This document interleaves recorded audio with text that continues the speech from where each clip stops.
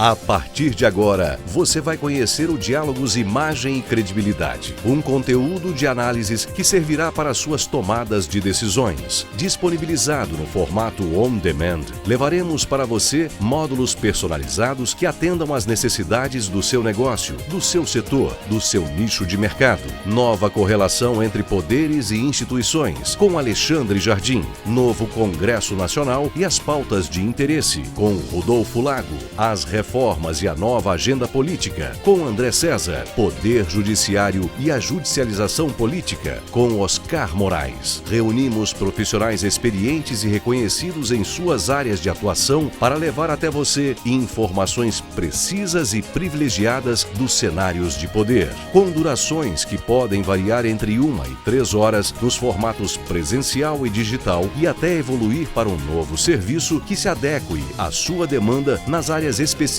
de nossos especialistas. Diálogos, Imagem e Credibilidade. Seu poder de decisão. Enquanto a política faz barulho, a economia berra. Começa agora Brasília Já.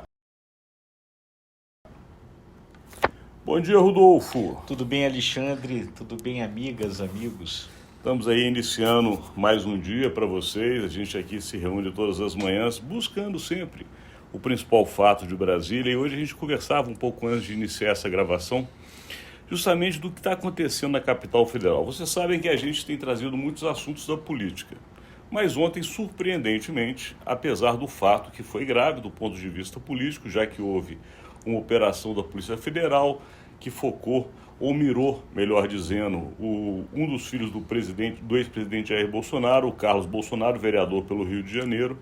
E, enfim, a cidade já vinha de um período de muita efervescência e a gente achava realmente, porque pelas informações que a gente tinha apurado, que essa efervescência continuaria. E nos surpreendemos, porque, na verdade, ontem a economia ganhou o protagonismo nessa cidade. Se a política estava comandando os últimos dias, a economia ontem, como dissemos na abertura, berrou tão alto que calou a política, né, Rodolfo? Pois é, algumas coisas que estavam previstas a acontecer ontem acabaram não acontecendo e pode ter sido por essa razão. Primeiro, a operação da Polícia Federal em cima do caso Bolsonaro, sem dúvida nenhuma, dominou o noticiário, pela sua gravidade, né, um desdobramento daquela situação lá da Agência Brasileira de Inteligência, várias pessoas sendo monitoradas, atingindo agora o filho do ex-presidente. Mas, ao mesmo tempo, acontecia uma notícia na economia complicada. O Brasil teve um déficit recorde, né? A pior situação desde 2020, um déficit de 230,5 bilhões de reais. E aí parece que isso gerou aí um sinal de alerta de que, enfim, quando a política se engalfinha demais, a economia dá os seus sinais complicados. Então, a reunião de líderes que ia acontecer, por exemplo, não aconteceu na Câmara. E a gente tem achado, pelas conversas que a gente tem tido, nós apuramos aqui, conversamos com muitas pessoas, circulamos por Brasília. De fato, a questão da economia toca não somente a nossa vida diretamente, como cidadãos desse país, mas também a vida dos políticos. Porque a grita na semana passada, com relação a justamente o corte das emendas orçamentárias destinadas a algumas comissões do Congresso Nacional, no valor de 5,6 bilhões de reais, foi o que mais machucou, vamos dizer assim, o mundo político. Chega o início da semana com um déficit desse tamanho, obriga o governo e o Congresso Nacional a repensar gastos.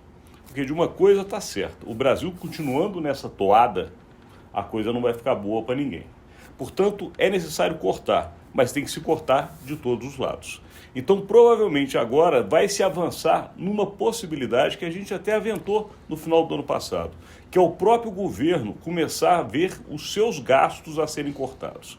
Aonde está vazando dinheiro, aonde tem dinheiro demais sendo gasto de uma maneira que não está racional, para que também possa cobrar do Congresso Nacional o corte do que os atinge diretamente, que são as emendas parlamentares. Portanto, a economia, ao que tudo indica agora, de fato, berrará muito mais alto que a política. Pois é, como é que seria fazer na segunda-feira uma reunião de líderes para tratar de aumentar o valor de emenda orçamentária no momento em que se anuncia um déficit desse tamanho? A própria Câmara sentiu que era prudente dar uma adiada nisso. Agora, por outro lado, isso, como bem disse o Alexandre, deve pressionar agora no início uma outra coisa, que é justamente a ideia de uma reforma administrativa, que era algo que o presidente da Câmara, Arthur Lira, já vinha falando. Existe uma PEC nesse sentido, uma proposta de emenda constitucional nesse sentido, tramitando na Câmara, que o Arthur Lira apoia. Ele já tinha feito uma pressão em cima do governo nesse sentido, e pode ser que essas coisas avancem. O que parece que aí não vai ser possível mais acontecer é que toda essa pressão que o Fernando Haddad vem fazendo no sentido de obter o tal déficit zero, né, a meta fiscal de déficit zero, seja só pela linha do aumento de impostos. Quer dizer, além da linha do aumento de impostos, vai ter que cortar. E aí, como bem disse o Alexandre, todo mundo vai ter que sentar para ver onde corta. Aí você tocou num ponto muito importante. A reforma administrativa aqui em Brasília é a reforma das reformas. É a que ninguém quer que seja feita. Lembramos a vocês, Brasília é uma cidade formada pelo funcionalismo público. Os políticos são assessorados por funcionários públicos, o presidente da República, o judiciário, enfim. Existe em Brasília uma grande corporação de funcionários públicos, e não estamos aqui falando mal, porque conhecemos muitos deles e o Brasil funciona graças a muitos comprometidos com essa nação. Porém, é uma máquina realmente pesada.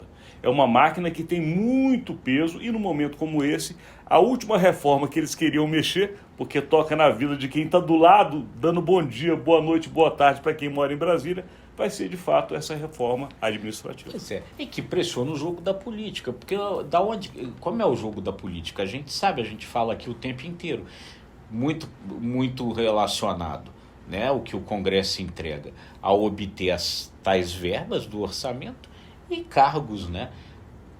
O Centrão, por exemplo, ainda está esperando, só para dar um exemplo, as tais vice-presidências da Caixa Econômica.